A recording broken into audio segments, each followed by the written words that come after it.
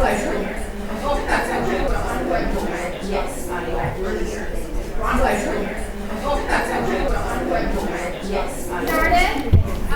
Thank you all so much for being here tonight. My name is Christine Mott. I chair the Animal Law Committee. Our committee is sponsoring tonight's event. I just want to ask everyone to take a minute. Please turn off your cell phone. And also, if you would be so kind as to just hold all your questions to the end. We have reserved some time at the end for Q&A. So thank you very much. I'd like to introduce our moderator this evening, my colleague Liz Stein, who will be introducing our panel. Thank you so much, Chris, and good evening, everybody. As Chris said, I would like to thank everyone for coming out to participate in tonight's program entitled Animal Sacrifice, Religion, and the Law, the Practice of Using Chickens as Kaporos. My name is Elizabeth Stein, and I'm a member of the New York City Bar Association's Animal Law Committee. I will be the moderator for this evening's panel discussion on the practice of Kaporos, a ritual conducted by some observers of the Orthodox Jewish faith in which thousands of chickens in New York City have been sacrificed. The experts on our panel will discuss issues of constitutional law, theology, animal welfare, and the applicability of local health laws. Each panelist will have an opportunity to speak for approximately 15 minutes, and at the conclusion of the program, we will entertain questions and comments from the audience. Before I introduce our first speaker, I would like to mention that in the attempt to present both sides of the Kaporos debate in this program, we invited 3 rabbis to speak on the panel who support the practice. 2 of the rabbis declined the invitation and 1 did not respond. Finally, the views and opinions that I may express this evening are my own and do not necessarily represent those and should not be attributed to the New York City Bar or the Animal Law Committee. So, without further ado, we have a fantastic panel this evening, and I would like to introduce our first speaker, Lori Barrett. Lori is Secretary of the New York City Bar Animal Law Committee and is a past president of the NYU School of Law Student Animal Legal Defense Fund. She has written legislative reports, petitions, and testimony for the Animal Law Committee on issues concerning birds and other animals, most recently a report opposing the New York State Department of Environmental Conservation's plan to kill all free-ranging mute swans in the state. Lori, thank you. Thank you, Liz.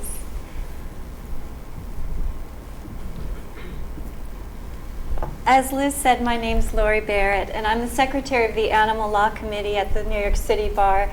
But the views and expressions that I present in my talk today are my own, and they should not be attributed to the New York City Bar or my employer. I'm going to focus on state and local laws that apply to the practice of animal sacrifice, specifically using chickens as Kaporos in New York City. But before I can speak about those laws, I would like to provide a very brief overview of the practice so that you have some context for understanding the laws. My overview is necessarily brief because the rabbi and Professor Schwartz will go into greater detail about the reasons for the practice, its history, its opposition, and its support within the Jewish community. Briefly, Kaporos is a religious ritual in which a practitioner transfers his or her sins to an object waved over his or her head. Chickens are frequently used for the ritual, though not always, and chickens are often killed after the ceremony. The ritual is practiced in New York City in all 5 boroughs, but most of the activity that we know about occurs in 4 neighborhoods in Brooklyn: Borough Park, Williamsburg, Midwood, and Crown Heights. I'm going to focus on Crown Heights because I live in Crown Heights and I live about 3 blocks away from one of the sites where it occurs. On the screen, you'll see a map of my neighborhood. On the left side of the screen, you'll see a little blue dot at New York Avenue. I live at the intersection of New York and Lincoln Place. If you walk 2 blocks east and cross the street on Eastern Parkway and past the Kingston Avenue subway station, a few hundred feet beyond the Kingston Avenue subway station on the Eastern Parkway pedestrian mall between Kingston Avenue and Albany Avenue is what I'm calling Site 1. Just to give you some background about what this area is like, Eastern Parkway is a busy street. It's 4 lanes of traffic going in both directions. On either side of the busy street, there are 2 large pedestrian malls that are about 10 to 12 feet wide in pavement, with grassy edges and benches and trees. And people use it for recreational activity and to relax. And it's also busy because people use it to get to the subway stations that are on Eastern Parkway. Beyond the pedestrian pathways, there are 1-lane streets that are unidirectional. And then on the other side of those streets are primarily residences. There are a few exceptions. There's a museum, a seminary, and a not-for-profit in that area. But it's almost all residences. Site number 2 is the little green box on the bottom. That's President Street at the corner of Kingston Avenue. President Street in that area is entirely residential, except for 1 fruit and vegetable stand. And Kingston Avenue is a busy street. There are lots of shops and restaurants there, and they're on the ground floor. And on the upper floors, there are residences. People use that street to go back and forth from the subway.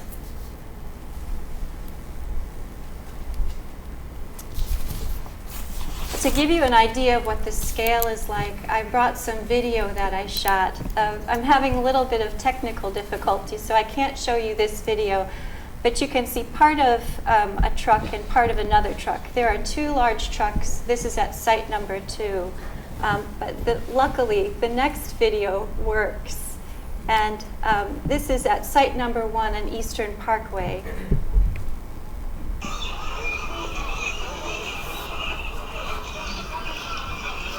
You can see there are chickens stacked from floor to ceiling of a very large truck.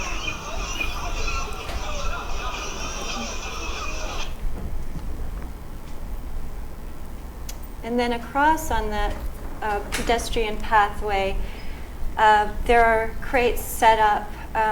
They're exposed to the elements, so when it rained last year, there was a pouring rainstorm, all of the chickens in those crates were drenched.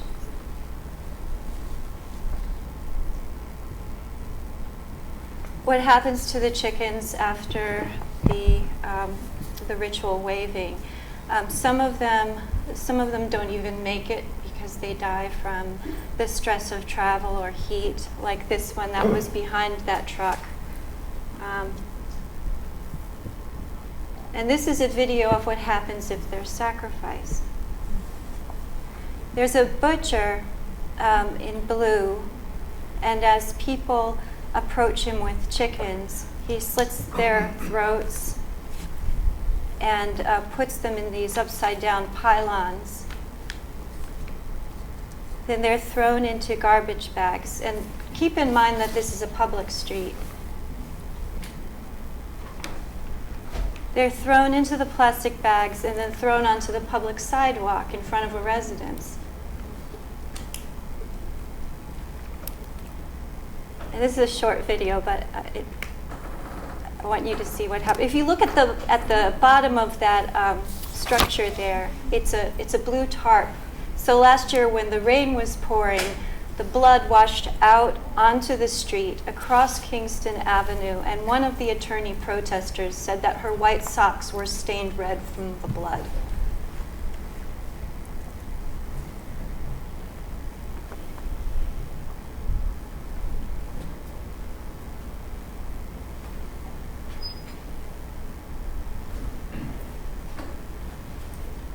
And by the way, I got permission to film this.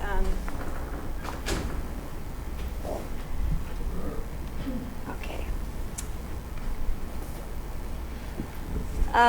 That's when most of the public is around. It gets even worse when most of the public isn't present. This is what I filmed the morning of September 13th. So the chickens are just being slit their throats and thrown onto the public street.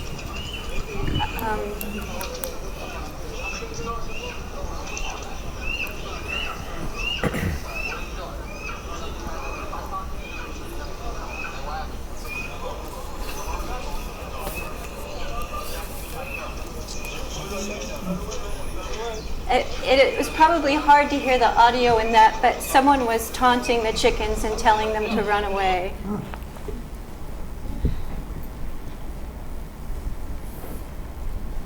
Okay, that's another view of the same location that morning around 7 a.m. Just stacked up on the public sidewalk. Garbage bags full. Okay. This is the final video. This is the first site, the Eastern Parkway site. This video will give you a clear view of what the area looks like. So that's the public street. That's the one-way street. That right there is the pedestrian mall. And you can see that structure there in the middle of the pedestrian mall is the site where they were slaughtering chickens the night before. In order to get to the subway, you have to walk within a foot of that site, around the pavement, pass right by it.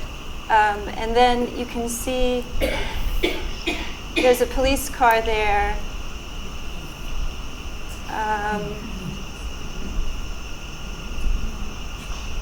This is in front of a residence. Boxes stacked up on the sidewalk. And again, you can see the scale of how many chickens are killed. This here is private property, but everything else you saw was on public property.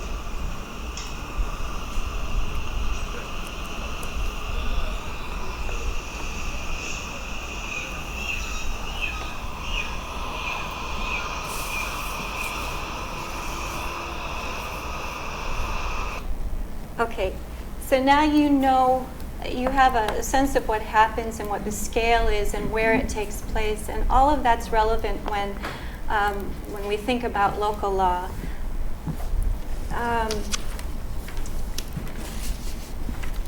Professor Francione is going to speak about the First Amendment and federal case law. But I'm just going to give you a very brief overview. So the First Amendment provides that Congress shall make no law respecting an establishment of religion or prohibiting the free exercise thereof.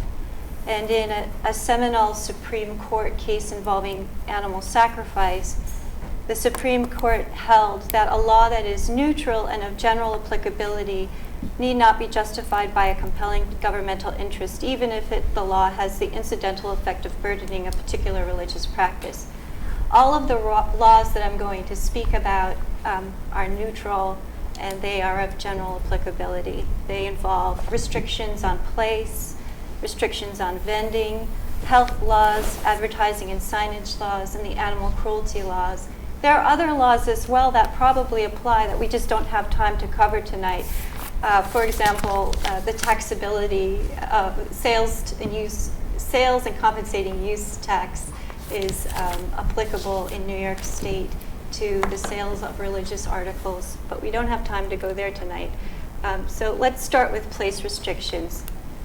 In New York City, the New York City Administrative Code, Section 1812, which this particular provision was enacted in 1939, provides that it's unlawful to erect, establish, or carry on in any manner upon any lot fronting upon Eastern Parkway, so that very place where Site 1 is, or upon the streets intersecting Eastern Parkway between St. John's Place and President Street, which is where Site 2 is, any slaughterhouse, or any manufactory, trade, business, or calling which may be any ways dangerous, obnoxious, or offensive to the neighboring inhabitants. And some people might say, well, is that really a slaughterhouse? Slaughterhouse isn't defined in the administrative code, but if you look at the activity is pure slaughter. There's nothing else going on in that structure. You have a structure, a house. So I think there's a good argument that that's a slaughterhouse, and that kind of activity is prohibited by this law in that area. There are additional place restrictions. In order to have an event on a public street, you have to get a permit from the Mayor's Street Activity Permit Office. And in order to get a permit, you have to get approval from the community board where it occurs. Property under the jurisdiction of Parks also requires a permit for special events that involve more than 20 people. The Eastern Parkway Pedestrian Mall is under the jurisdiction of the Department of Parks and Recreation, so there should be a permit issued for this. And this requirement applies to Eastern Parkway Pedestrian Mall. There's a case from 1949 that involved someone who was giving a political speech on Eastern Parkway, just a few ways from where this happened. And the court found that the requirement that a permit be required for a special event on that land did not violate the First Amendment. And it was the New York Court of Appeals, which is the highest court in New York State. There are also vending restrictions. In site number 1, the chickens were sold for $5 a piece. There are tickets here. And the Department of Parks rules says that you can't sell or give something away in exchange for a donation unless you have a permit. You're also not allowed to vend something that's placed right on the sidewalk. And you can't vend something that occupies more than 8 linear feet. And you saw the size of those trucks. They were much larger than 8 linear feet. There are advertising restrictions. You can't post advertisements to sell things on lampposts in New York City. You can't post advertisements on parkland in New York City unless you have a permit. And of course, there are health laws. No person shall throw or put any blood, offensive animal matter, dead animals, or stinking animal matter into any street or public place. Oh, sorry. That photograph, let's see. That photograph isn't very clear, but I took that photograph at night after the area had been cleared out one night. And you can see those little white spots on the sidewalk are feces from all of the thousands of chickens that were there. And the place still smelled. This was a day after the activity took place, and it still smelled so horrible. I thought that chickens were still there, and I went around feeling with my foot the garbage bags that were laid out to see if there were any there, and I couldn't find any. But it was just a horrible odor. Also, you know probably that if you have a dog, you can't allow the dog to commit a public nuisance in the street. The same thing if you have another kind of animal. And nuisances include blood as well. I'm getting the 2-minute signal, so I'll just move on quickly to state law. There's a state law that prohibits the operation of a slaughterhouse within 1,500 feet of a residential building. There's health law that protects the public from avian influenza, and precautions are required. And finally, the animal cruelty law, which I saved for last because it may be the most difficult of the laws to apply here. There's a clear prohibition that you can't deprive an animal of food or drink. And probably what you saw happening on the ground the morning of September 13th last year, where chickens were just, their necks were just slit and they were thrown onto the street. I don't think you'd have a problem getting a judge to accept that that's animal cruelty. But other speakers may have something to say about how likely you'd get a judge to think that allowing an animal to be killed for a ritual would constitute animal cruelty. And that's the end of my presentation, so I'm happy to answer questions at the Q&A session at the end.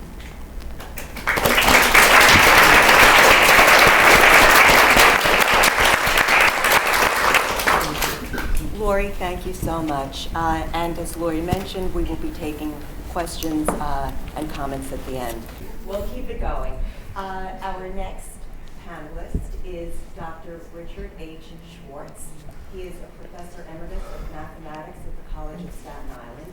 He is the author of Judaism and Vegetarianism, Judaism and Global Survival, Who Stole My Religion, Revitalizing Judaism and Applying Jewish Values to Help Heal Our Imperiled Planet, and Mathematics and Global Survival, and over 200 articles and 25 podcasts.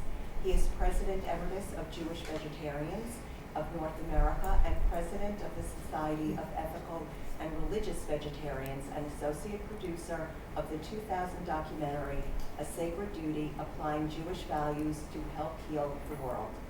Dr. Schwartz, thank you. Okay.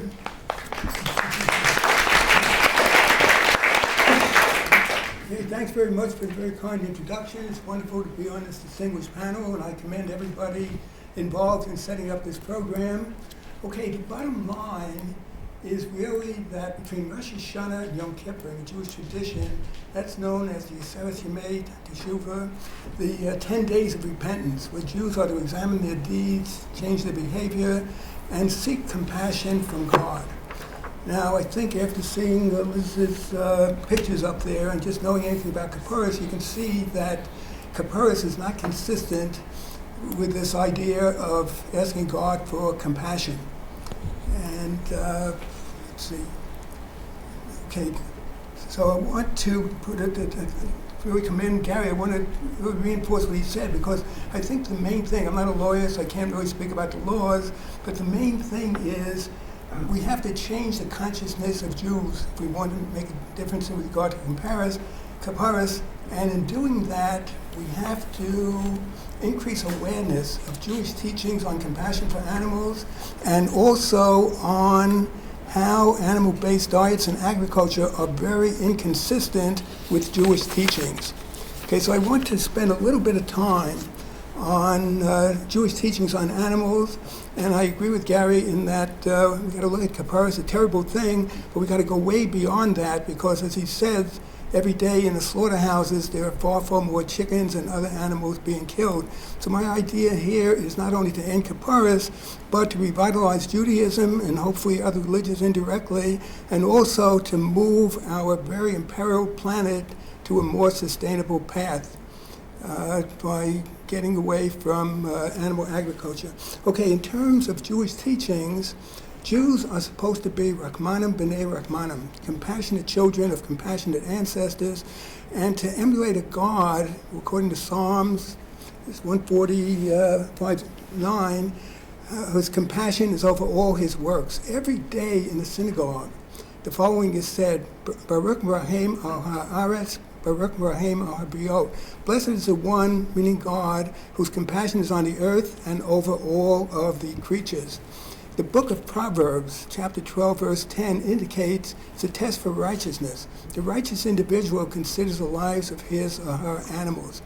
It's a test for leadership, because the greatest Jewish leader, Moses, and also another great leader, King David, they were deemed suitable to be leaders in the Jewish people because they show compassion to animals in their early life as shepherds.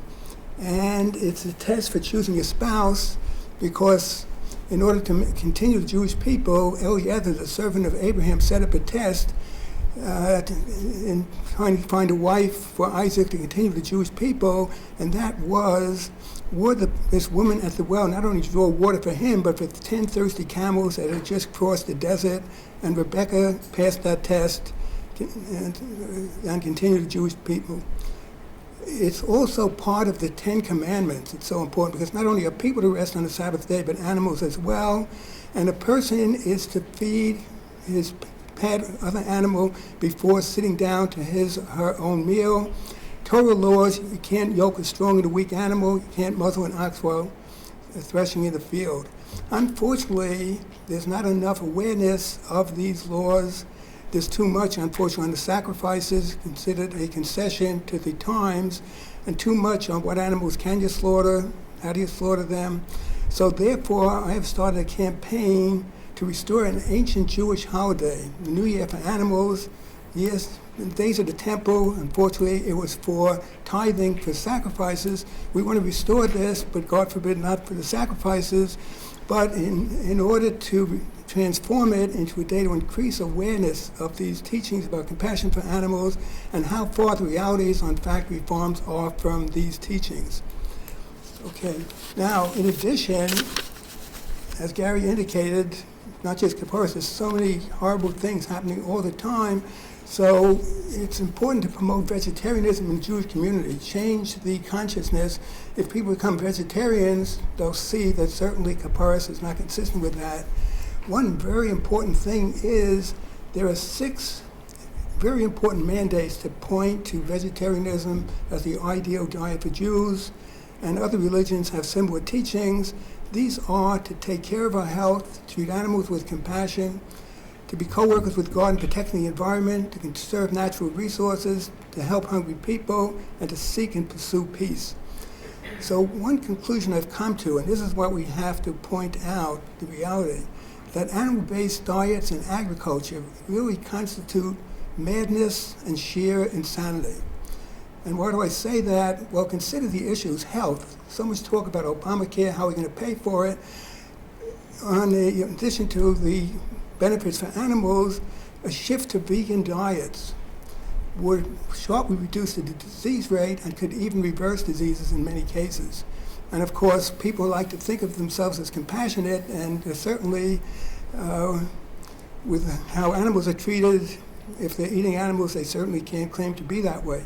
Another reason I say it's madness and sheer insanity, there are now an estimated 20 million people dying of hunger and its effects every single year, roughly 1 billion people chronically hungry, and yet madness and sheer insanity, we in the U.S. are feeding 70% of the grain produced in this country to animals destined for slaughter. What makes it even more madness and sheer insanity, we're taking very healthy products, soy and oats and corn, which are very high in fiber and complex carbohydrates, devoid of cholesterol and saturated fat, feed them to the animals, and we get a product devoid of the healthy parts, but very high in saturated fat and cholesterol. In addition, in a world becoming increasingly short of water, with the aquifers shrinking, glaciers melting, it takes up to 14 times as much water on an animal-based diet per person than a plant-based diet. And most important of all, the greatest threat to humanity today, climate change, agreed to by 97% of the scientists, all the science academies worldwide, that we could be on the verge or brink of a tipping point, climate catastrophe. And so much, we've hit 400 parts per million for the first time, way above the 350 parts per million the experts think is a threshold value. And every day in the news we're seeing examples of that. To give one example, California recently, unprecedented heat waves, unprecedented drought, and then unprecedented wildfires. So much so that Governor Jerry Brown of California has said that humanity is on a collision course with nature. Give many more examples, droughts. So if we don't address climate change, then nothing else will matter, and very negative effects. And the thing is that most people don't realize is that animal-based agriculture is a major, major contributor. 2 quick studies, 2006, Livestock's Long Shadow, not the Sierra Club, not PETA, animal-based group, UN Food and Agricultural Organization. They pointed out an amazing thing. Animal-based agriculture actually emits more greenhouse gases and carbon dioxide equivalent than all the cars, planes, trucks, all the means of transportation worldwide. 2009, World Watch magazine had an article by 2 environmentalists indicating, taking everything into account, like the cutting down the tropical rainforest to create pasture land and land to grow feed crops, that at least 51% of the human-induced greenhouse gases are due to animal agriculture. So it's really madness and sheer insanity, a lot more saying that, but on that, I actually got that expression from a Reverend Robert McAfee Brown many years ago, talking about the arms race. Madness and sheer insanity, because we could destroy the Soviet Union so many times, they could destroy us, building more weapons. And he pointed out, how do we respond to it? Well, with a certain amount of rationality, but mainly with another kind of madness. The madness and moral passion of the biblical prophets, who spoke out against kings and princes and priests, etc. So we have to take it and realize that Kaporos is awful, what's happening in the slaughterhouses is awful. We are talking about the future of humanity. If you want a decent world for future generations, this has to become a major issue. We have to go to every rabbi and priest, minister, imam, and say, how can we ignore the many moral and Jewish law, if it is a rabbi, issues related to our diets? Rabbis love to discuss Jewish issues. Their lives are steeped in that, but this is one issue they're basically trying to ignore. So we have to very respectfully try to get a dialogue on that. We have to go to medical conventions and point out that medical practice today is really malpractice if the doctors don't inform people of the many major health benefits of plant-based diets. And as Gary indicated, we have to take every opportunity to mention that people have to go vegan. There's no way we're going to avoid a climate catastrophe without that happening. Of course, we can do all kinds of other things, but animal-based agriculture makes a big difference. And unfortunately, that same UN FAO report I mentioned indicates there could be a doubling of meat consumption by the middle of this century at current rates, because countries like China and India are moving more to an animal-based diet as people get more affluent. So we have to do that. We have to write letters to editors. I hope you'll support me in that idea of renewing that Jewish New Year for animals, because we need dramatic things to change the consciousness of people, to make a real difference. We have to go to the media and say, how can you ignore what is happening in terms of climate change? We have to get people to recognize that not only we're doing horrible things to animals, a lot of people say, well, how can I be concerned with animals? So many problems affecting people. But as you know, people are negatively affected. When we harm the animals, we harm people, and that is true in terms of health, in terms of hunger, in terms of climate change, etc. So this has to become really a focal point for everybody, because you've probably heard this expression, denial is not just a river in Egypt. People are in so much denial. In effect, what they're doing is we are rearranging the deck chairs on the Titanic while heading toward that giant iceberg. So I really salute people like Karen here, who is doing so much on this important issue of Kaporos, and we have to continue that and go way beyond that, because this is one of the great moral issues of today. We have to avert this impending climate change and all the other issues. By the way, species are disappearing faster than ever before, at least since the dinosaurs. And if people are concerned about animals, climate change is going to have a very negative effect, already has. Think of all the animals so negatively affected by Sandy, by Katrina, by the droughts, by the wildfires. So I commend everybody for being here, showing this interest, and I hope you will continue and get the word out. As Gary says, talk to everybody you can, on a train, off a train, and we've got to get this message out, because, as I say, the future of humanity depends on it. Thank you.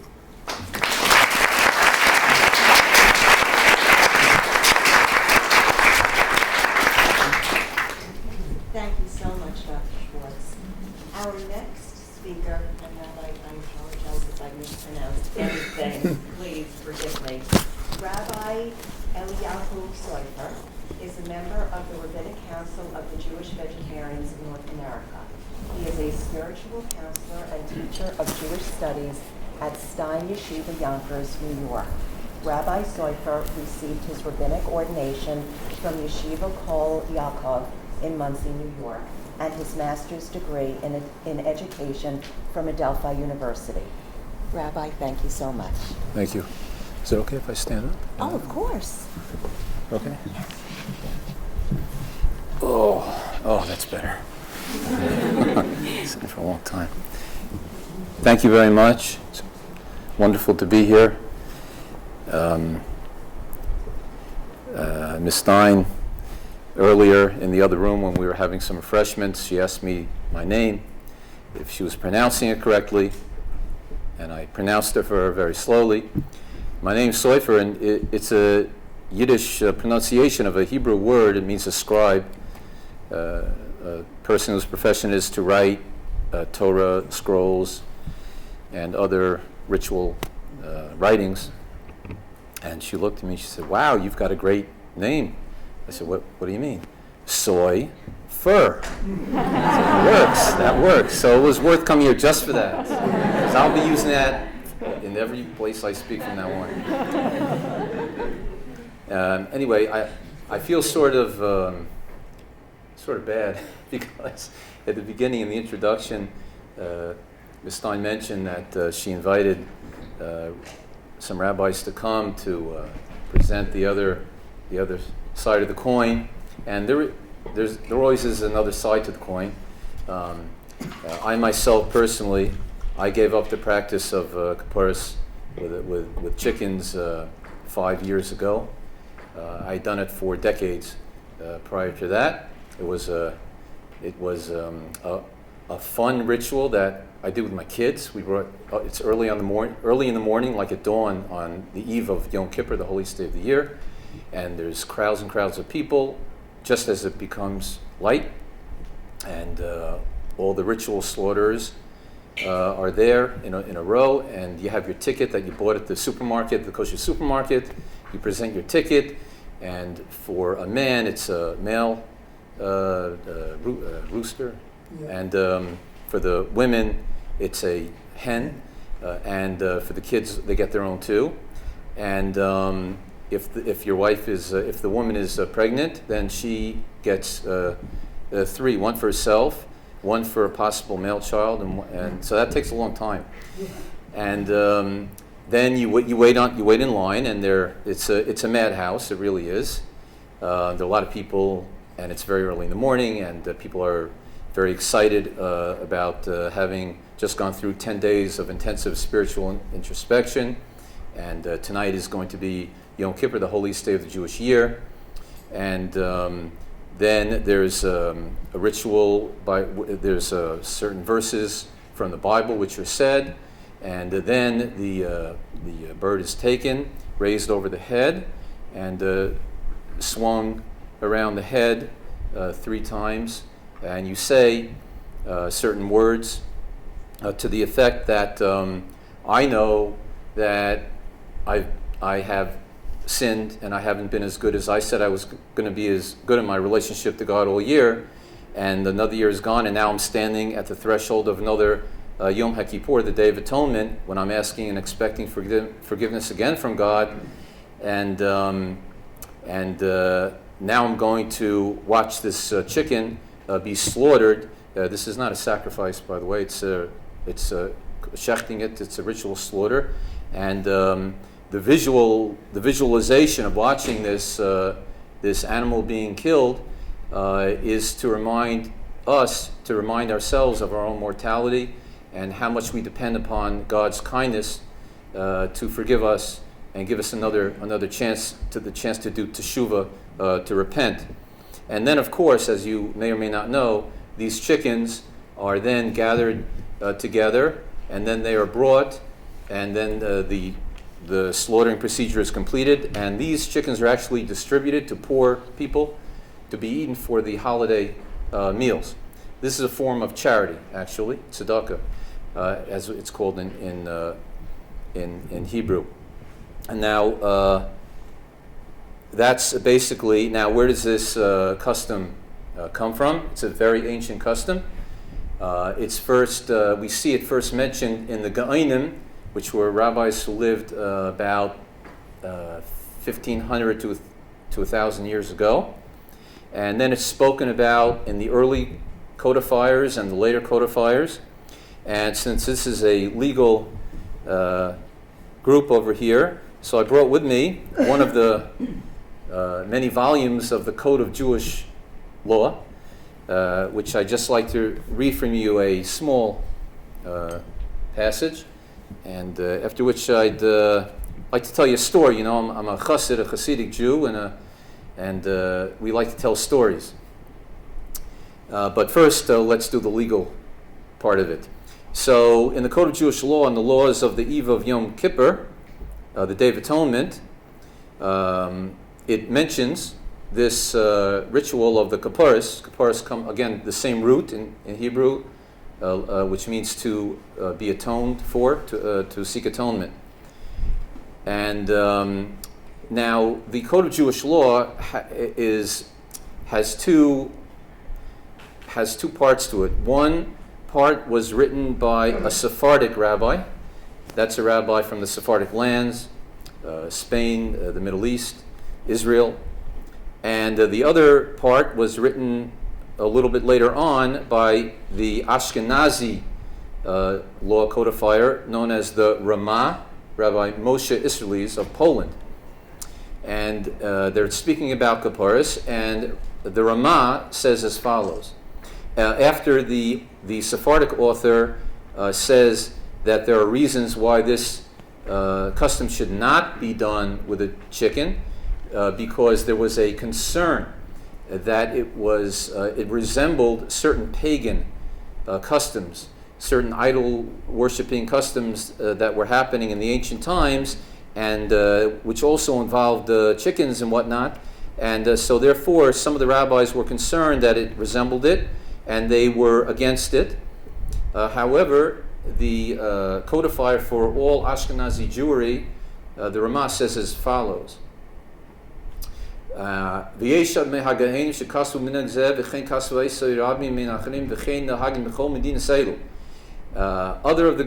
the great rabbis say that we should do this, and in our lands, meaning the Ashkenazi lands of Eastern Europe and Russia, we do this. And we should not change.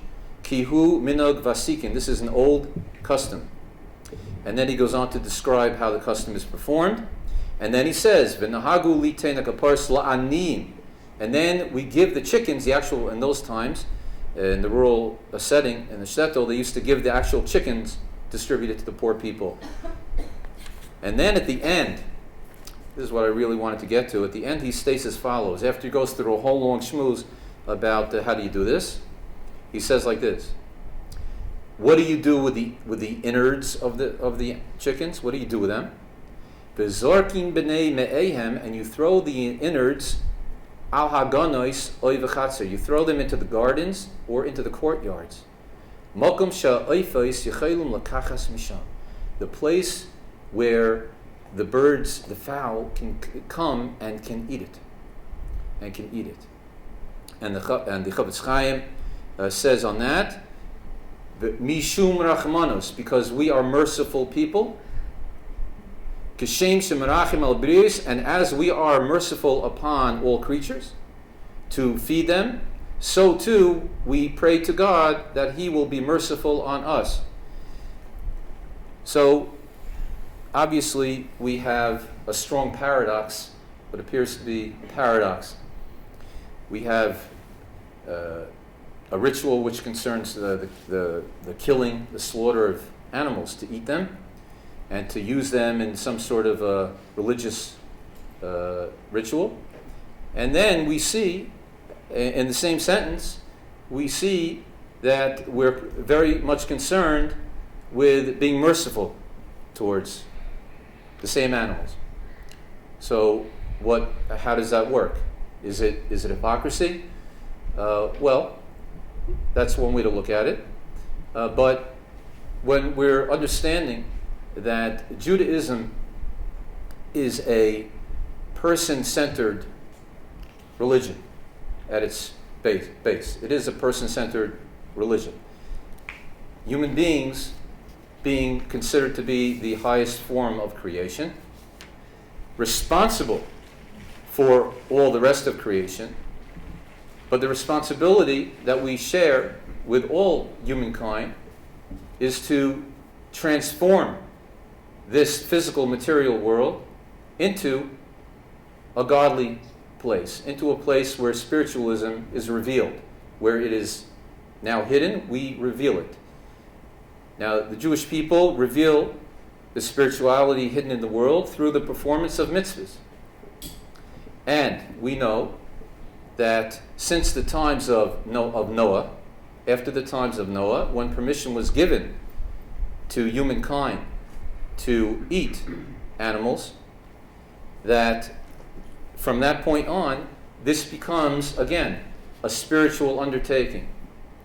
And the way in which the animal is slaughtered, the way in which it is eaten, the blessings which are made before and after the animal is eaten, the kavana, the intentions that we have while we're eating, all play into this idea about using everything in the physical world to transform it and to reveal within it the godliness of the world. Now, I would like to share with you, in conclusion, I would like to share with you a story, a Hasidic story, a famous story, which has to do with Kaporos. And this is a story about the Rebbe Elimelech of Luzhensk, who was a famous third-generation Hasidic leader, lived in Poland as well, in the 18th century. And the following is the story that is told. It was the eve of Yom Kippur, and again, everybody was getting ready to shlug Kaporos, to do the Kaporos ritual. And so was the Rebbe. The Rebbe means the Grand Rabbi of the Hasidic group. And all of a sudden, there's a knock on the door. He opens the door, and it's one of his Hasidim, one of his students, one of his followers from a different town. He said, "What are you doing here? It's the eve of Yom Kippur. Why are you here?" He said, "Rabbi, I had to see how you swing the chicken. I had to see how you do it."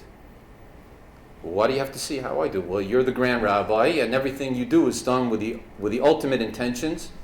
And if you don't mind, I just like to sit in a corner and watch you." So the Rebbe told him, he said, "Listen, you want to listen to me? You don't want to listen? I want to listen to you. That's why I'm here." "Okay, listen to me. You're in the wrong address." So, "What do you mean?" "Well, all I do is I open up the prayer book, I say the words, I do the thing with the chicken, I give it to the ritual slaughterer, and I'm finished." No. I'm telling you, that's all I do. But I'll give you some advice. In such and such a town, there's such and such a Jew. Go find him, and ask him if you can watch him do the Kaporos. Then you're going to learn something about Kaporos. "Okay," the rabbi said, "you go." He found the town, he found the fellow, he knocks on the door. He said, "What? Yes, what do you need?"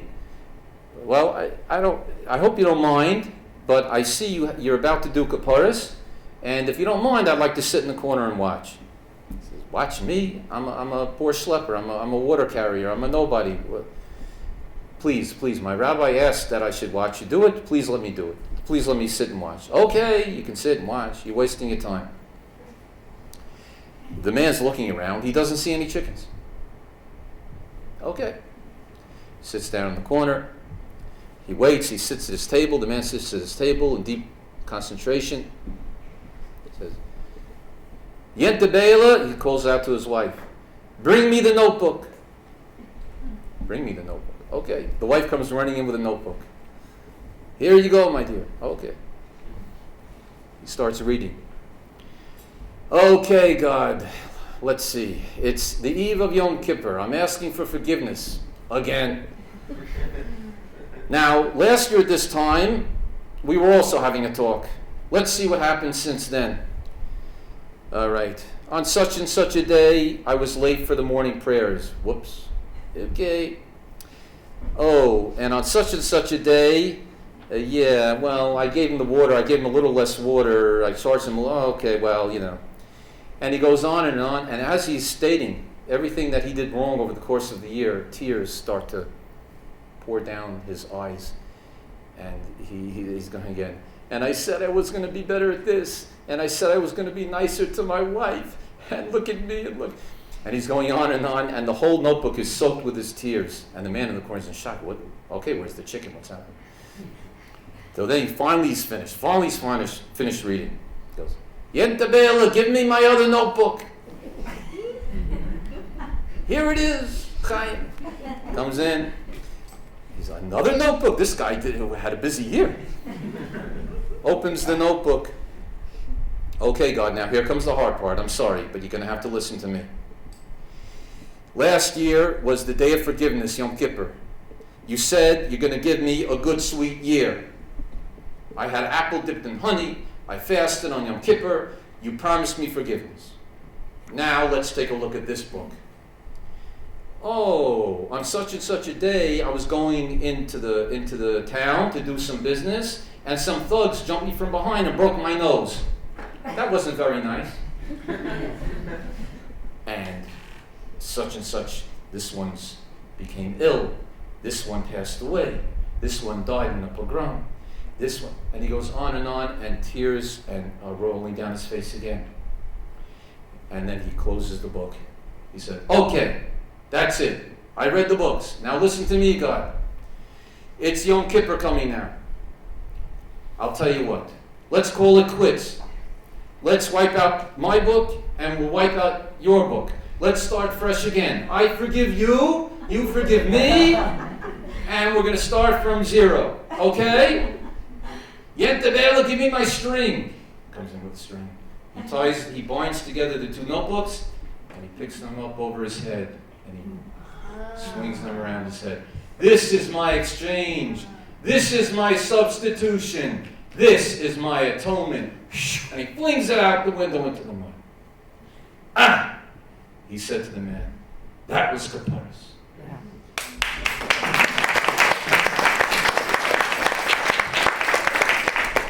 I just want to conclude by saying that I defend the rights of Jewish people who want to do Kaporos with chickens. They have the right. Of course, they should adhere to all the local laws. They're not, it used to be done in a little town with a few people, and Shaykhik did it, and now, thank God, so many Jews in Brooklyn and wanting to do these Jewish mitzvahs and customs, so it's difficult, and they have to come up to par on keeping the local laws and not being wise guys, and they do it in a proper way. But if people want to do it like that, they can do it. There's other ways, there are other options. People do it with fish, people do it with a napkin wrapped with money. There's other ways to do it. They don't have to do it with chickens. I personally, 5 years ago, I was standing by Kaporos, and I held the chicken like I held it every year.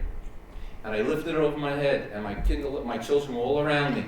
And as I was swinging it around my head, this chicken, I felt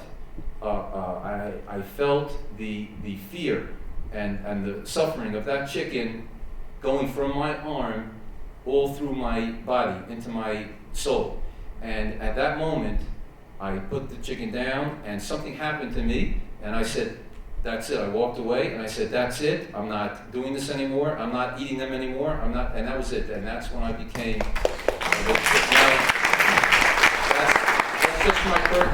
I share with you my personal story over there. Hope you don't mind. That's my personal thing. But I think that there are other options, and we have to speak nicely. People feel threatened a little bit because, it becomes a little bit of a joke. With all due respect, right now today, in Eastern Europe and Poland and Scandinavian countries, they're banning shechita. What are they banning shechita? It's any worse than any other type of slaughter. It's more humane. Many studies have been done. They're not banning killing animals for food. They're banning Jewish killing animals. Why? Why are they so busy? So when people come into Crown Heights and they're looking around, what are you doing? So it's a cultural thing based on experience. So they get paranoid. They get, what do you want from me? They're afraid.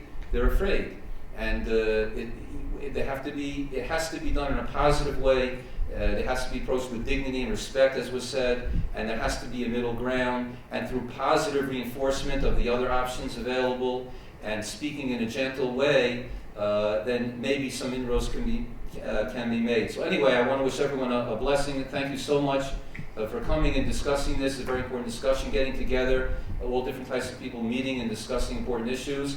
And I really appreciate you inviting me, and thank you very much.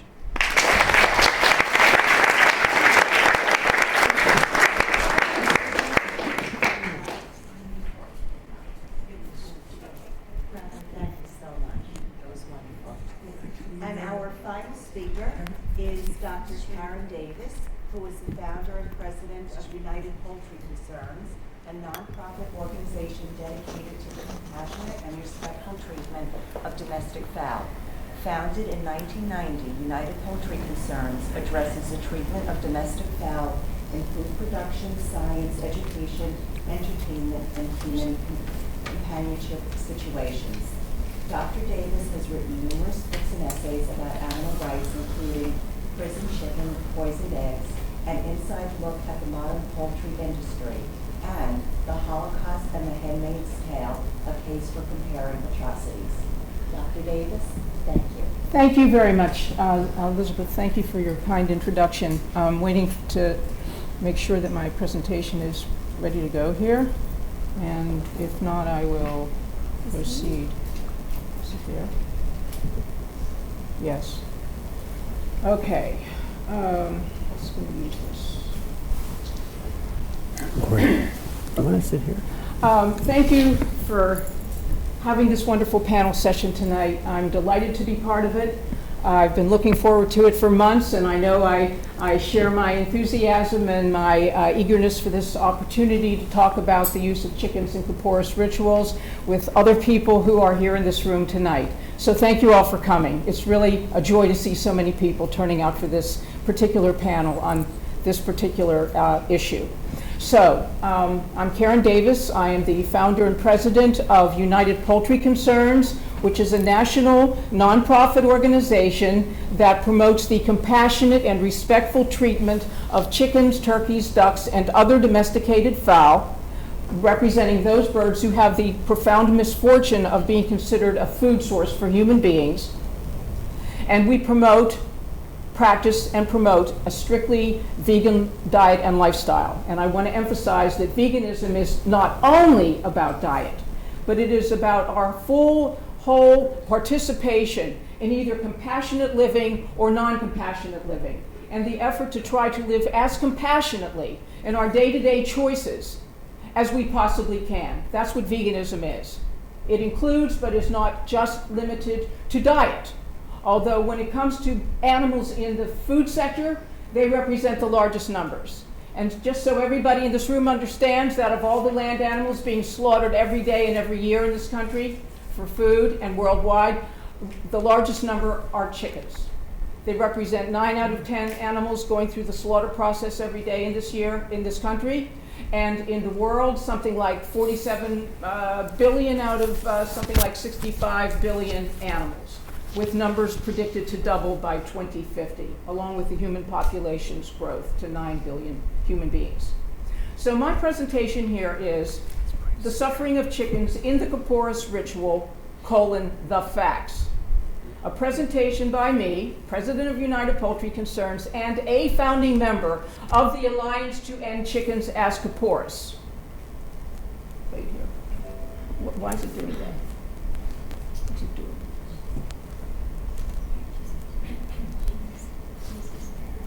Okay. The Alliance to End, thank you. The Alliance to End Chickens as Kaporos is an association of people who seek to replace the use of chickens in Kaporos ceremonies with money or other non-animal symbols of atonement. The Alliance does not oppose Kaporos per se, only the cruel and unnecessary use of chickens in the ceremony.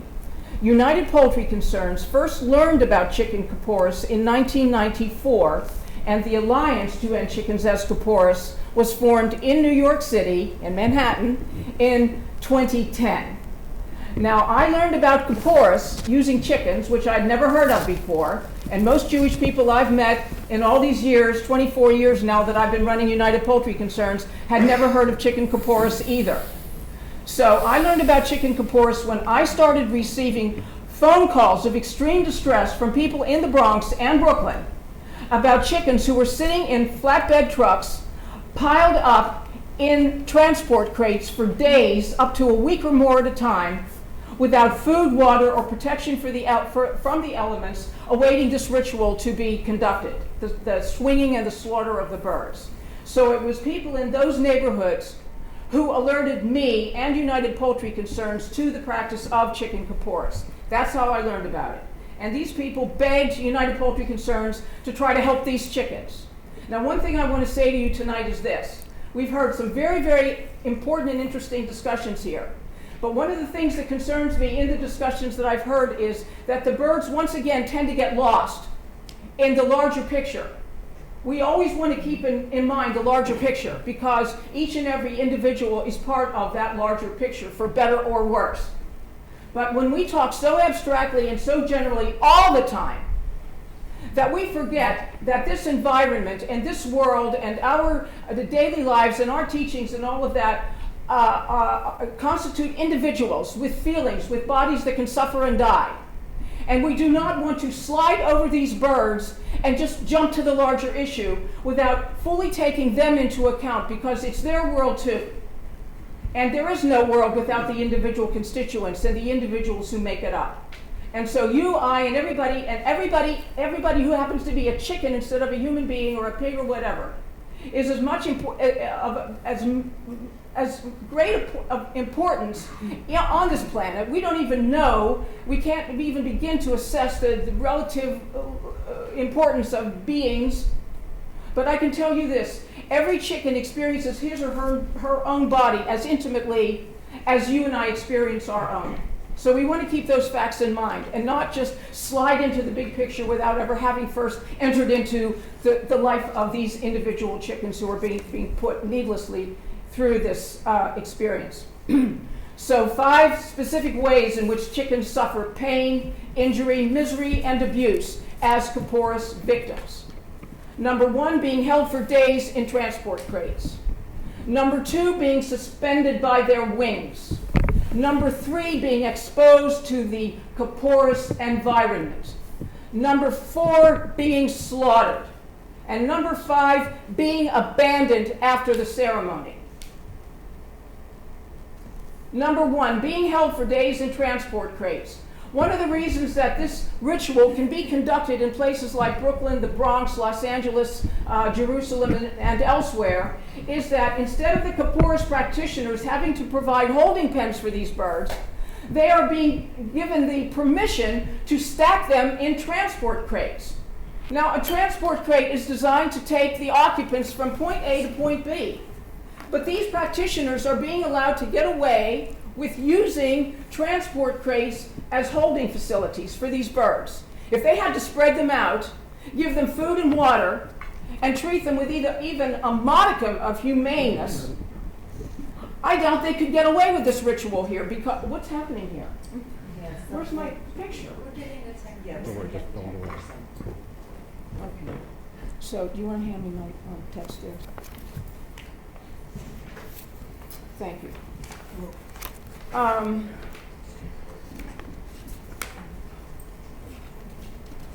Hold on. Now, being held for, number 1, being held in transport crates for days. Each of us has to try to put ourselves in the place of these birds. They have come from somewhere, okay? They might have come from Delaware or Maryland, or maybe they came from Virginia. Or rather, maybe from Virginia. That's where we're located, United Poultry Concerns. We are in one of the largest chicken-producing areas of the country, where these very types of chickens, mischaracterized as broiler chickens, designed for the meat industry, where at any given time, 500 million of these chickens are sitting on a tiny little peninsula, 50 miles across and 150 miles long. Now, these birds who are being used in the Kaporos ceremony are these so-called broiler chickens or meat-type chickens. And so there is an integral relationship between Purdue and Tyson and the breeding of chickens for food production and the use of these birds in the Kaporos ceremonies, who then, of course, are said by the practitioners, not always truthfully by any means, that then their dead bodies are going to be given to the poor. And we all already have plenty of documented evidence, visual and witness bearing in Los Angeles, in Jerusalem, and in New York City, that birds are tied alive with their throats cut alive in plastic bags, that they are hauled off to dumpsters. Millions and millions of pounds of dead chickens, and they don't go to any poor people anywhere. Some may, but many, and possibly the majority, do not. In New York City, in Los Angeles, in Jerusalem. So now what? Where are we now? Can I hit this thing here? Do I use this thing or which? Okay, thank you. Are we good? Yep. Thank you. So here are the birds. They have been grabbed brutally, savagely, out of the miserable, filthy, polluted chicken houses in which they were raised, or as the poultry industry calls it, grown like crops. These places are filthy, polluted, sunless, dark hellholes from which these birds came. They were grabbed upside down by their legs and they were thrown into these transport crates in Delaware or New Jersey or somewhere. Then they might have sat there for hours on the loading docks before they even started their miserable journey to this final destination.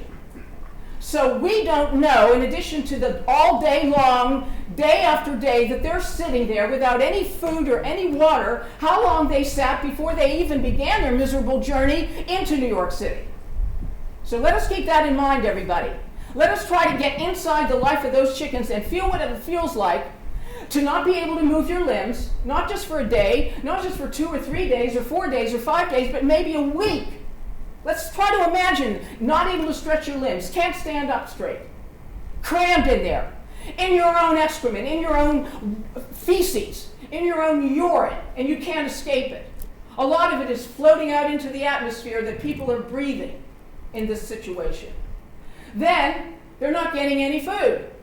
All these days, these birds have been bred to be constantly eating. Now, because of this, they don't get any food. And so everybody understands here, it is typical of the chicken industry and the turkey industry to take all the birds off food anywhere from 4 to 12 hours before they even grab them by their legs and throw them like trash into the transport crates. And do you know why? Well, first of all, it saves feed costs, but they want to empty their gastrointestinal tracts as much as possible, because when the birds are in the slaughter plants, they are going to be thrashing and terrified and everything else. They want to weaken them with lack of food and lack of water, and they want to limit the amount of excrement that's going to be flying around. Now, I haven't read anything to this point specifically, but I dare say that one of the benefits to Kaporos practitioners of starving these birds in their crates is when they start mistreating them for the Kaporos ritual, they don't want all that excrement flying around in their faces and in their children's faces. Now, even worse than not being fed, as every human being knows, the thing that we need more than anything else is water. Now, these chickens get no water. Now, again, I ask you to get out of your own body in one sense and yet stay in your own body, because when it comes to chickens and humans, we have the same basic bodies. We have the same neurophysiologies. We have the same pain receptors. We have all the same stuff. Try to imagine what it feels like. You know how awful it is to be thirsty? Imagine to be dehydrating, plus no food, plus you can't move your body. You can't move your poor, helpless limbs. And then imagine being out there in these crates, these plastic crates or wire cages or whatever they throw these birds into. Usually in Brooklyn, it's these plastic trays, just like I see going up and down the road all the time on the Eastern Shore where we're located. No bedding, sitting on little plastic squares, no room to move, stacked like canned goods instead of being housed like the living, feeling beings that these chickens are, just like you and me, not any different. This is a picture from the New York Daily News last year, and this picture accompanied the article about how 2,500 or more birds, in addition to all the other ones who weren't even counted, died of heat stroke and everything else out there in the unusually hot, muggy weather in Brooklyn last year, where we were all there, with our signs and our protests and our truck, everything, the whole thing. We stood there and observed all this hell going on. Now, I was quoted in the New York Daily News last year just telling a reporter that, quote, the misery of these chickens is so totally compounded that the best thing to happen to them under the circumstances is to die. as soon as possible. And I've said this a million times about all the chickens who are in all of the chicken houses on the Eastern Shore and everywhere on the planet. The sooner they die, the better. Because then they'll be out of the hell that human beings have forced them to live in. Please be aware everyone here in this room, chickens they evolved in the tropical forests of Southeast Asia and the rugged foothills of the Himalayan mountains. Now, despite all the ugly, horrible, brutal, cruel things that we have done to their bodies to turn them into a meat bird or an egg layer, the essential nature of the chicken has not changed one bit. We have distorted them physically, but we have not destroyed the essential nature of a chicken. And I do want to clarify, too, in case you don't know this, I have been keeping chickens, rescued chickens, since 1985. This is going on to my 30th year of keeping chickens. So I am not only a scholar of the chicken through all my reading and all of my research and all the books that I've written about chickens and the many scholarly articles, but I live with chickens intimately every day of my life, and I know these birds. And I wouldn't even pretend to suggest that I can truly understand the hell that another species endures in being the victim of another species.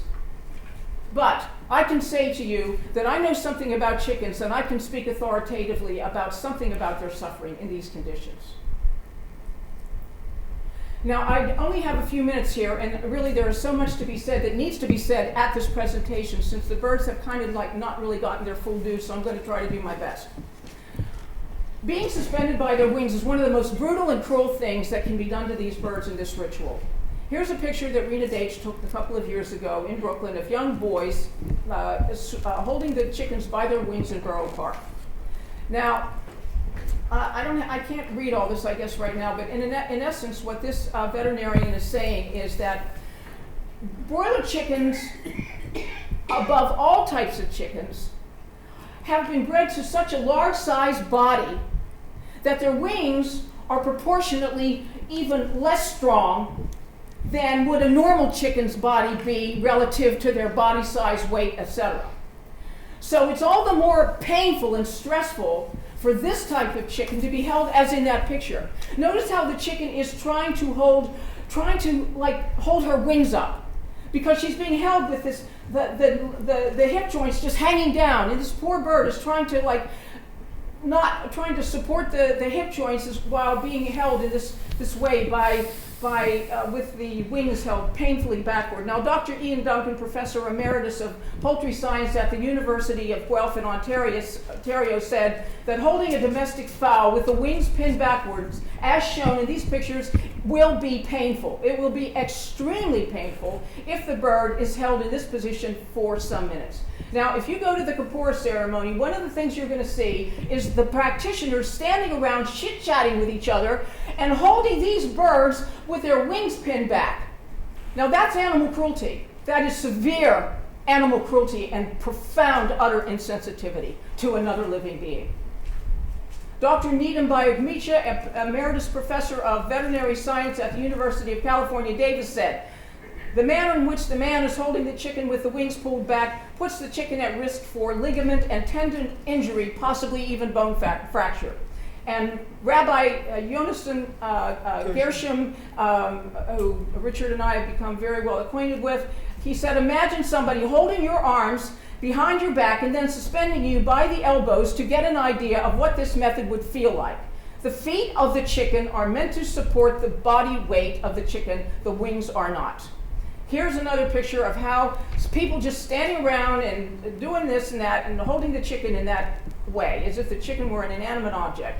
Here's more pictures. Here's more pictures from Crown Heights, taken by Carol Guzzi of the Washington Post in 2010. Here's a woman. This is an obscene sight. It's an embarrassment to look at these birds.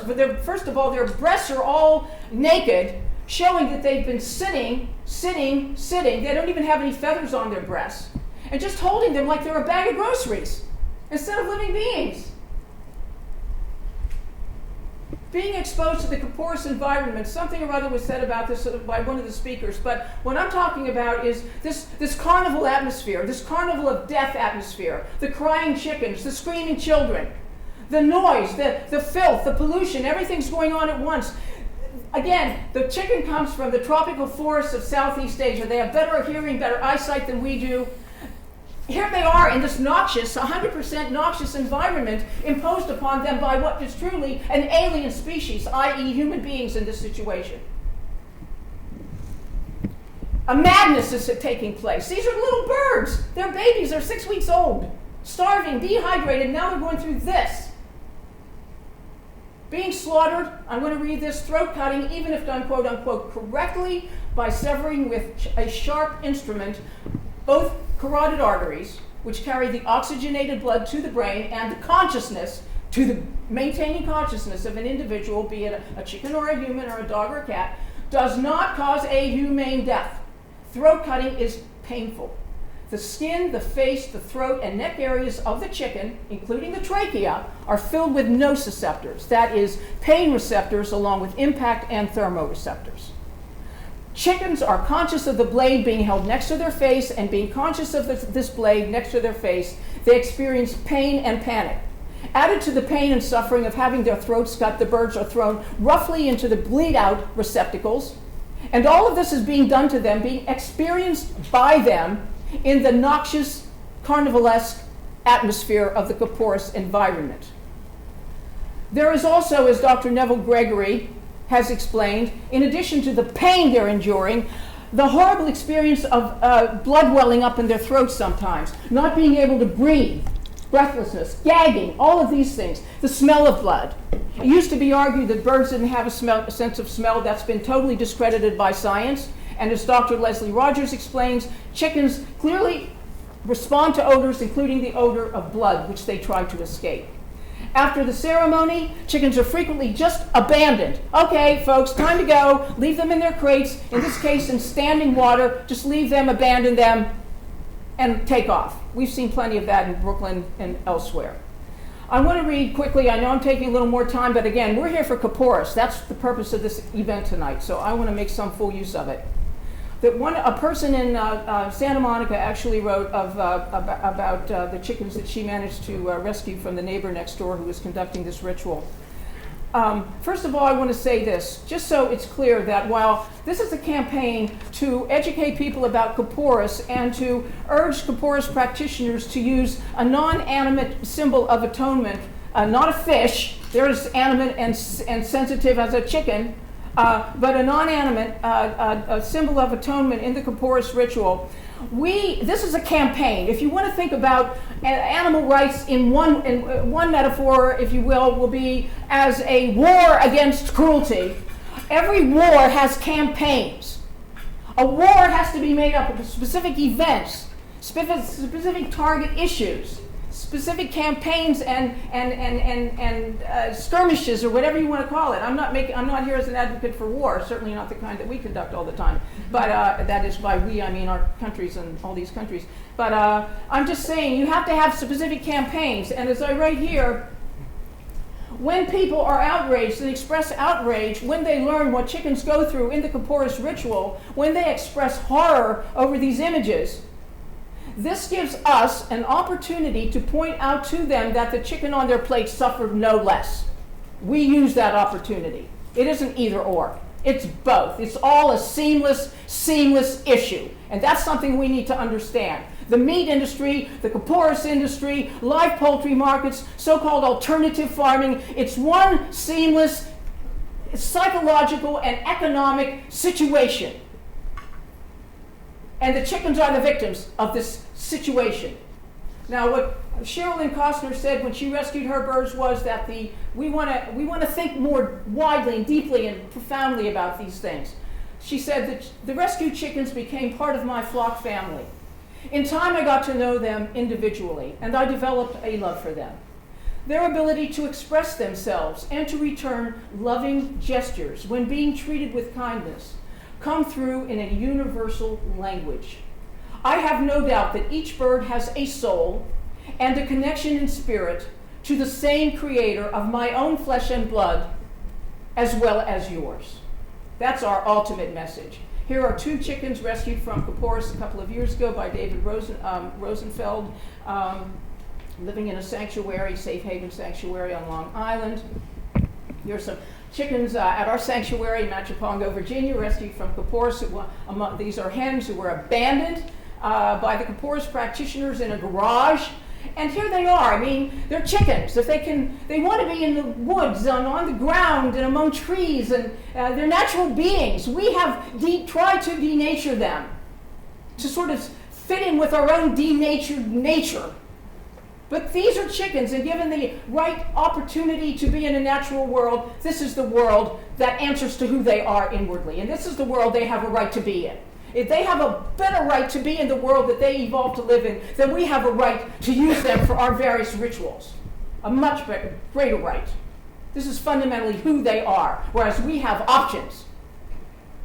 So our final cry, plea from the heart is, have mercy. This is not a merciful ritual. It is not merciful. Look at this bird. She has an eye. She has feelings. She's a fellow being. Look at how she's being treated. She's behind bars. And for what? For what? Should she be punished because she's not a human being? Because this is our attitude toward the rest of the living world. Everything should be punished because they don't happen to be us. They should all be abused because they're not human. We should treat them like garbage and trash because they're not human. That's one of the deep things that's wrong with us as a species on this planet. This arrogance, this heartlessness. And to say that we should just alive the chickens and move on to the bigger issues, well, then we're just talking about an empty shell. There isn't one day that I and other people I know who I work with, our staff members and so on, we are advocating for veganism, for compassionate living on this earth every single day. But that includes these chickens.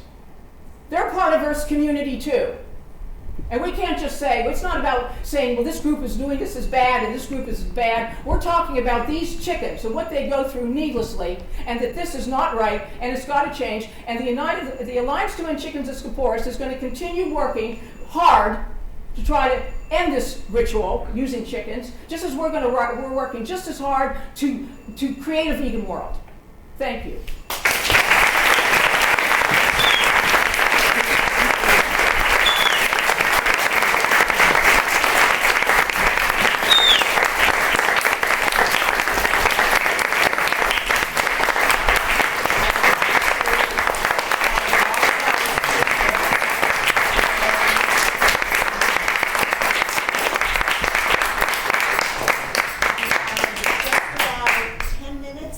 For a Q&A. So I open the floor to the audience for questions. Yes. First off, I want to thank everybody. This was amazing. It was a very inspirational talk today. Carrie, I guess specifically for you, since you're part of the Alliance to End Chickens at Kaporos, I see myself as an abolitionist, like Carrie Frosioni and many of us, that we think veganism is the ultimate goal, right? So if we make everybody go vegan, then your alliance doesn't have to exist anymore, which is going to be great news. And I've attended your demos before and your protests before, and I actually support a lot of single cause issues as well. But that's because I feel like there's always a way of introducing veganism to these causes.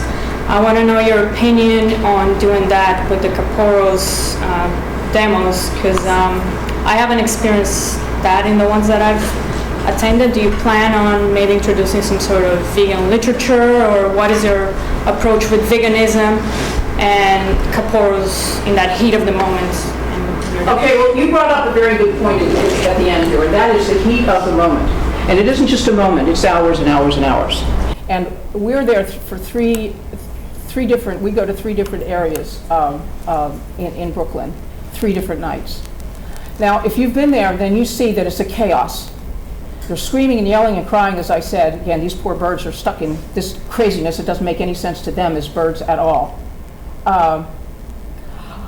I don't pretend to know how to, in that heat of the moment situation, where many of the practitioners are, first of all, they are speaking to us in Yiddish or Hebrew or different languages, and they are basically, we've got police officers who are cordoning us off, We are in this constant interaction. We've got our signs in Hebrew as well as English. We've chosen certain powerful images to project now also into a moving van going through the city, to relevant parts of the city. But I'm not sure how. I mean, the people I've stood next to and who are on our side, who are trying very desperately, and not in all cases. Some are just so overwhelmed by the situation that they aren't sure what to do. But there are people who are on it with us who are trying to open up the whole topic of eating and not eating animals, and how we don't need to eat chickens in order to be healthy, as has been brought out here in other presentations. Now, what we hear back from the practitioners is that yes, we do. And I want to say this too. Anybody who reads all the blogs that I read and others read, and who read all the comments afterwards about some issue pertaining to eating animals and not eating animals, not everybody will at least admit to themselves that the only reason they're eating animals is because of the taste. There are huge arguments going on all the time by people who are saying, I tried to be vegan, but then I was too weak and I had to go back to eating meat. I believe that we have to have animal protein. So we can't just sort of say that the only reason people are eating animal products is because it tastes good. I think if it didn't taste good, they wouldn't be eating them. There's no question about that. I would like to think that's, well, I don't know. But the point is that the way people perceive why they're eating animals isn't only because they consider the animals taste good or animal products taste good. They come up with all kinds of arguments and reasons about why they feel they need animal protein, they need to continue eating animals for their health. So just want to mention that. So in answer to your question, I'm not trying to evade your question, but I am saying that in those circumstances, efforts to carry on a reasonable discussion about veganism and about not eating animals, as well as not swinging them and doing all the satellite operations that go with eating them and using them for Kaporos rituals and whatnot. It's a very difficult place to carry on a conversation. Very difficult. And the people on the other side are not interested in hearing reasons why we're there either. And they make that very clear. Rabbi, if I could just ask you, since Karen has raised the point of it not being the proper forum, do you feel that there is a proper forum where the sides might be brought together to discuss these issues? Yeah, it's a good question. It's the key question. How to bring the two sides together. Certainly, as you just stated, at the time of Kaporos is not the time to start a discussion. It becomes an emotional thing for both sides. People feel like they're being put up against the wall, and no one likes to be called cruel. No one likes to be looked upon or feel that they're being looked upon as if they're doing something evil. So then the question becomes, well, how do you do that?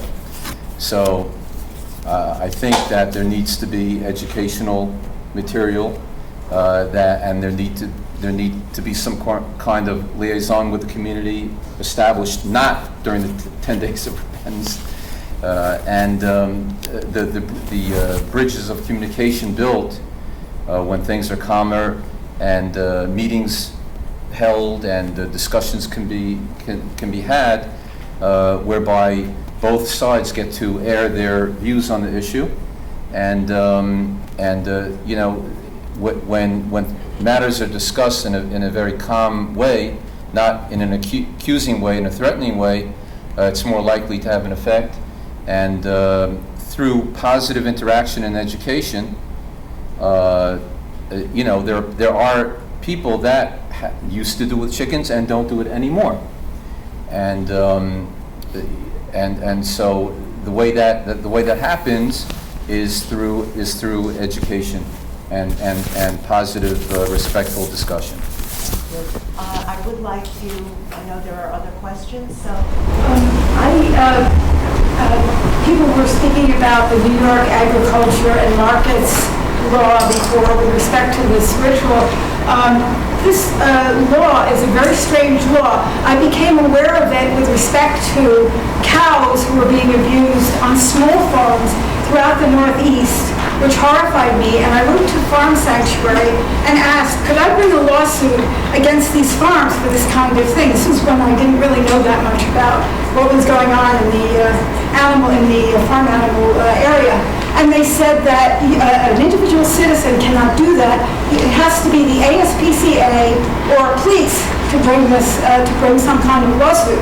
Because I told them, I feel sick when I read about this. This is making me sick. So I wrote to the ASPCA, can you bring a lawsuit against a factory farm for the abuses of these? I see these abuses on small farms, and then in factory farms, can you bring some kind of a lawsuit? Because by New York law, there shouldn't be any factory farms.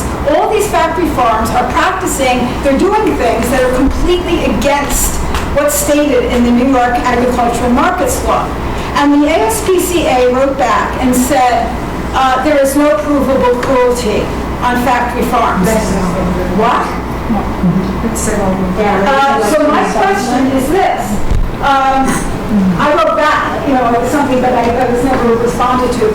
My question is, obviously there is provable cruelty. Mercy for Animals, among many other groups, did a fantastic expose in 2008 of a dairy farm, Willet Dairy, where they showed repulsive abuses against these cows. They tried to bring a charge against this facility, and the only thing that happened was one man was expelled or put in jail for a year or something like that.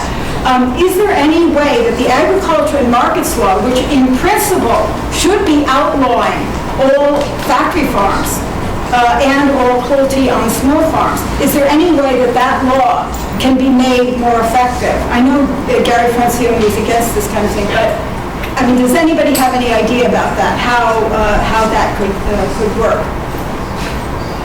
Let's try and take one more question. Can I ask a question? Sure. My question is directed at, Rabbi Soifer and Professor Schwartz. I just was curious, to what extent in either of your communities you've been able to float the idea of alternatives to using live animals in these ceremonies, particularly in light of what Professor Schwartz was describing as the Jewish principle of kindness to animals? Okay. First of all, thanks for the question. I just want to make a couple of quick announcements. Anyone would like a complimentary copy? We've made this DVD, 1 hour by a multi-award winning professional. It's called The Sacred Duty of Applying Jewish Values to Help Heal the World. And it has a powerful case for veganism and from a Jewish perspective, but with a universal message. And if anybody would like to join the campaign, please feel free to contact me at president@jewish-veg.com. Okay, well, as Karen pointed out, this is what makes it, again, madness and sheer insanity, that, as Karen said, she's not against the ritual, it's the use of the chickens, because there is an effective way of using money. And I think most Jews do use money. I do myself on that. So that really helps, because we're not saying this ancient ritual should be abolished, but that the use of chickens should be.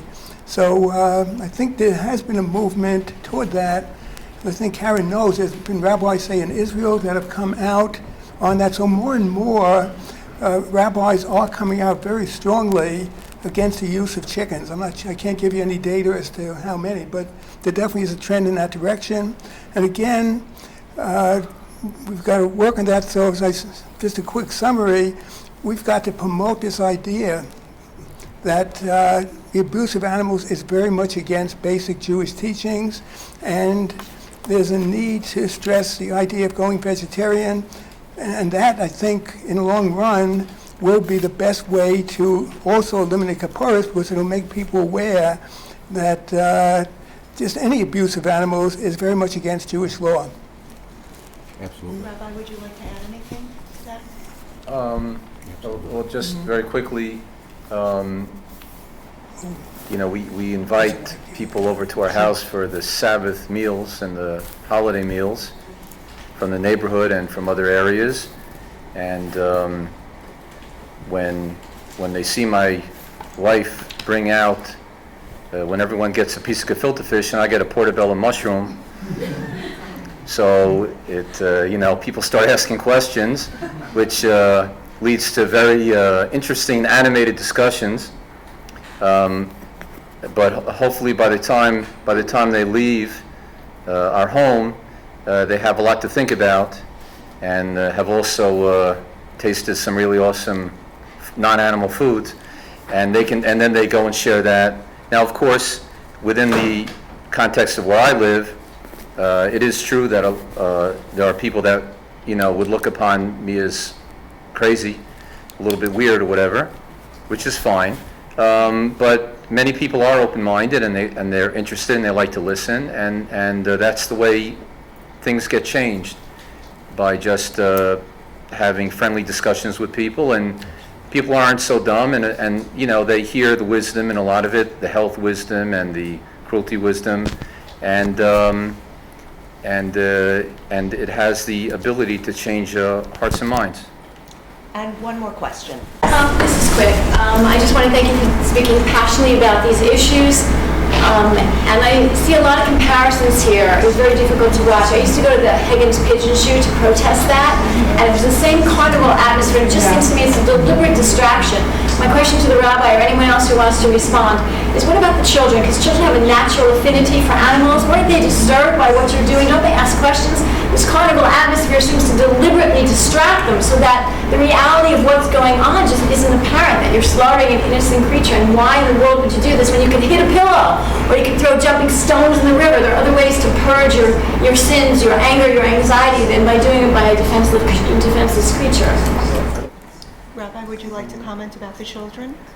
Yeah. First of all, I'm not quite, having done this for many, many years, I'm not quite sure what is exactly meant by carnival atmosphere.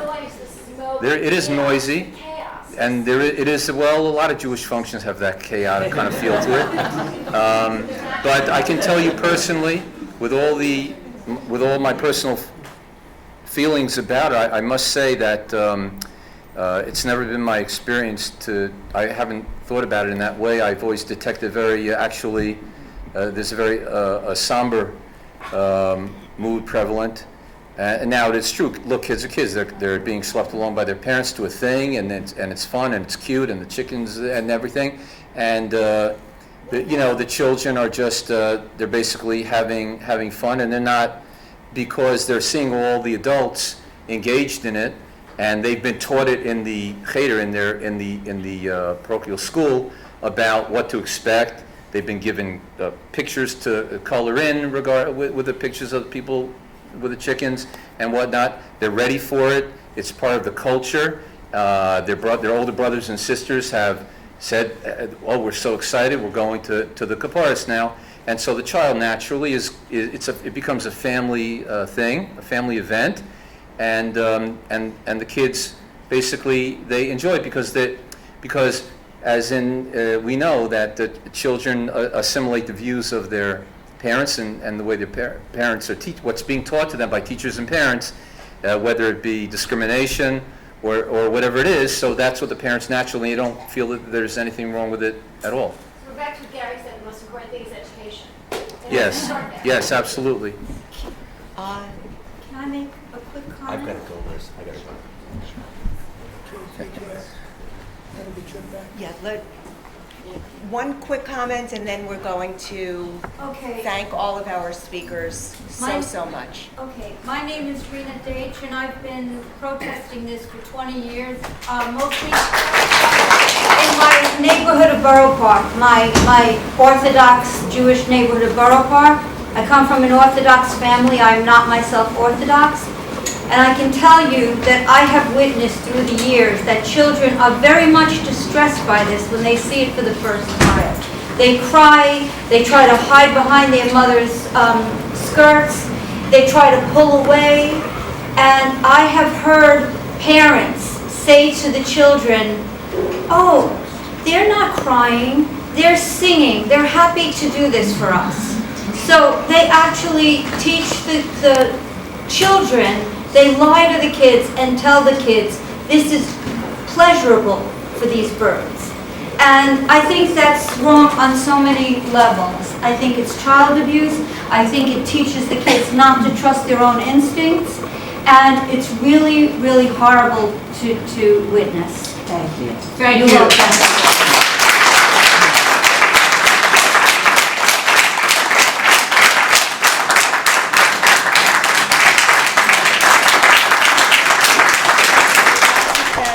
Our panel, I think everybody will agree it was an extremely informative evening. Well, I think we're all going to leave with a lot to think about. So a round of applause.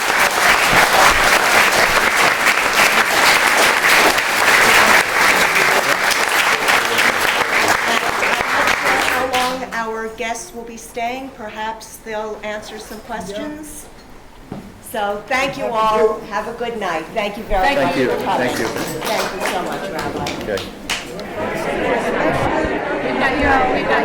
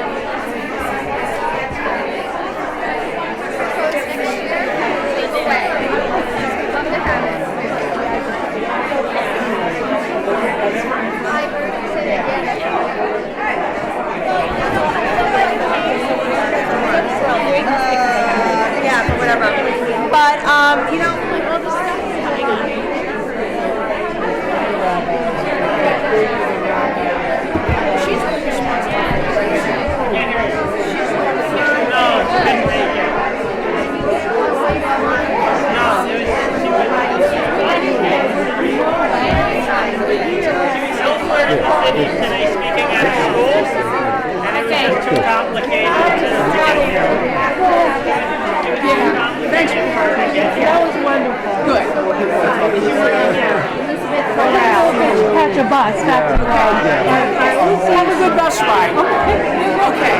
I'll see you. Thanks for the Changes have to come from within inside. They can't be opposed. It's not going to work. I'll tell you what, I just need to get these. Hey, how's it going?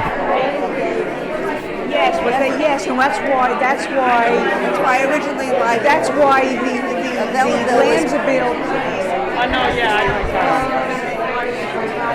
but thank you.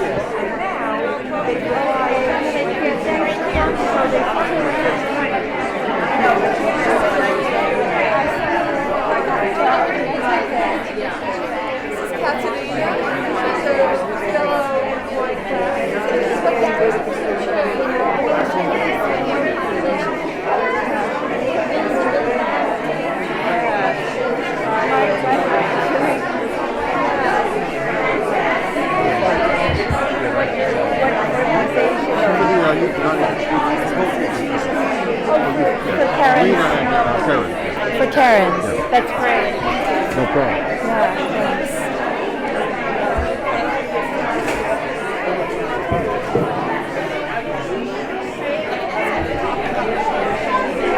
Yeah, thanks.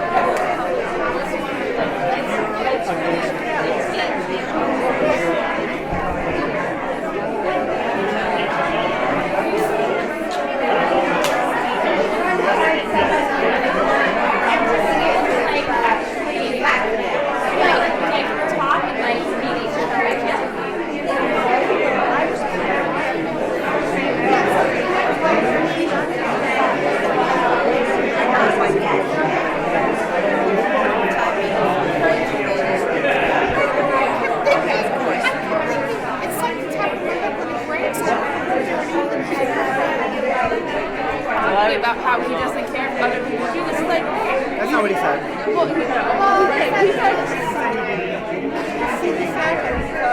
people that.